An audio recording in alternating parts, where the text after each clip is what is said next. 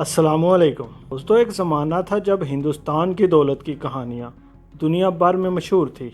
اسی دولت کی وجہ سے ہندوستان کو سونے کی چڑیا کہا جاتا تھا، اور اسی دولت کی وجہ سے یہاں مختلف اقوام حملہ آور ہوئی۔ ان سب اقوام میں سے سب سے زیادہ لوٹ مار انگریزوں نے مچائی۔ دوستوں، انگریزوں نے ہندوستان کو کتنا لوٹا اور ان کا طریقہ واردات کیا تھا؟ انگریزوں کے آنے سے پہلے ہندوستان کے حالات کیا تھے اور ان کے جانے کے بعد ہندوستان کے حالات کیا ہو گئے؟ میں ہوں سرفراز بجاڑ، اور اگلے چند منٹوں میں آپ دنیا کی سب سے بڑی لوٹ مار کی داستان جاننے والے ہیں۔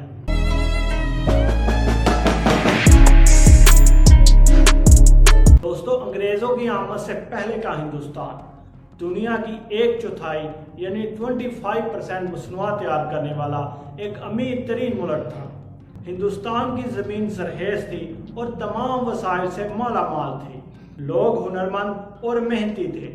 دوستو، ہندوستان کی دولت کا اندازہ آپ اس بات سے بھی لگا سکتے ہیں کہ اورنگزیب کے دور حکومت میں برصغیر اکیلے کی دولت یورپ کے تمام بادشاہوں سے کئی گنا زیادہ تھی۔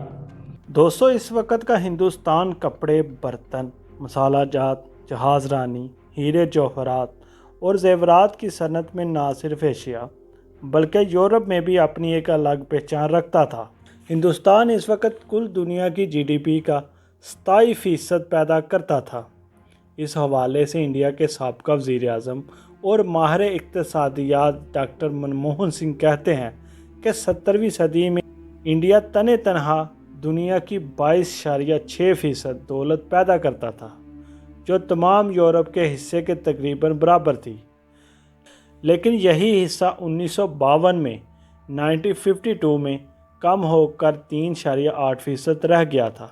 دوستوں، انگریزوں کی آمد ہندوستان میں 1608 میں ایسٹ انڈیا کمپنی کی صورت میں ہوئی۔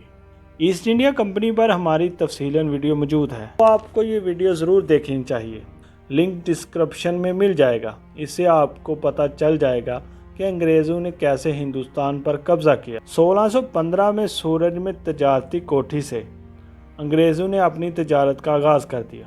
دوستو، جب 17ویں صدی میں انگریز ہندوستان آئے تھے تو اس وقت برطانیہ کل GDP کا 1.8% حصہ پیدا کرتا تھا، اور ہندوستان اس وقت کل دنیا کی GDP کا 27% یعنی 27% حصہ پیدا کرتا تھا، جو 18ویں صدی میں تھوڑا سا کم ہو کر 23% یعنی 23% رہ گیا تھا۔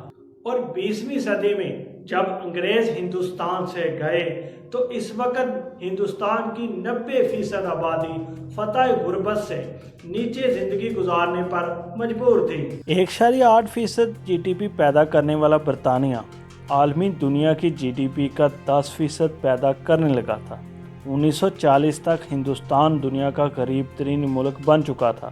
تمام صنعتیں تقریباً تباہ ہو چکی۔ دوستو، جب انگریز پورے ہندوستان پر قابض ہو گئے تو پھر انہوں نے ہندوستان کو جی بھر کے لوٹا۔ ان کے لوٹنے کا طریقہ واردات کچھ یوں تھا۔ ایک تو ہندوستانی عوام پر ٹیکس لگا کر پیسہ اکٹھا کرتے، پھر انہی پیسوں سے ہندوستانی اشیاء خرید کر دنیا بھر کے ممالک میں منہ مانگے داموں فروخت کر کے بھی خوب منافع کماتے۔ اور اگر کوئی دوسرے ممالک کا ٹریڈر ہندوستانیوں سے براہ راست تجارت کرنا چاہتا تو ان کو پہلے اسپیشل کونسل بل خریدنا پڑتے۔ یہ ایک اسپیشل کرنسی تھی جن پر انگریزوں کا مکمل کنٹرول تھا۔ اس کرنسی کو خریدنے کے لیے گولڈ اور سلور میں ہی پیمنٹ قابل قبول تھی، یعنی پیپر کے ٹکڑے کے بدلے اصلی چیز لو۔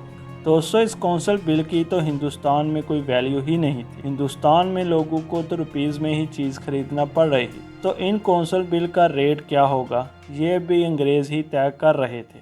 ہندوستان سے اصلی ویلیو چیزیں باہر جا رہی تھی، برطانیہ کی ویلیو بڑھ رہی تھی، اور یوں دوستو دنیا کی تاریخ کی سب سے بڑی چوری کو مکمل کیا گیا۔ دوستو، اگر یہ حساب لگایا جائے کہ ہندوستان سے انگریز کتنی دولت لوٹ کر لے گئے ہیں تو اس میں سب سے بہترین اور قابل اعتبار رائے ایک انڈین ماہر معاشیات کی ہیں، جن کے مطابق انگریز ہندوستان سے 1765 سے لے کر 1938 تک جو مال لوٹ کر لے گئے تھے وہ آج کے حساب سے 45 ट्रिलियन यानी 45 ट्रिलियन अमेरिकी डॉलर बनते हैं।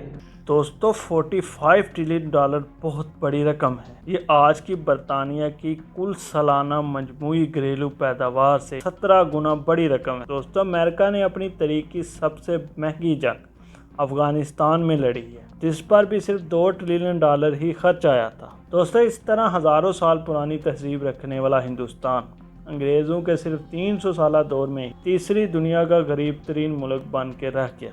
इसी के साथ हमें इजाज़त दीजिए। अल्लाह।